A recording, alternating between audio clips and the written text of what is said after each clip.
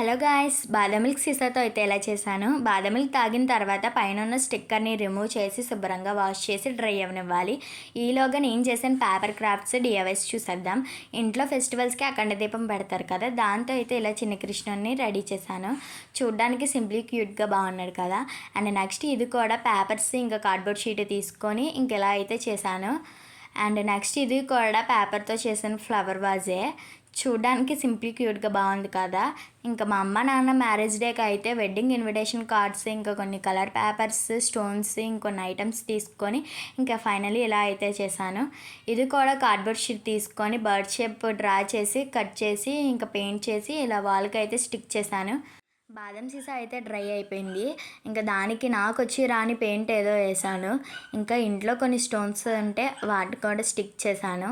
ఇంకా ఫైనల్లీ అయితే ఇలా వచ్చింది. మీరైతే మన ఛానల్ని లైక్ చేసి సబ్స్క్రైబ్ చేసి సపోర్ట్ చేయండి గాయ్స్.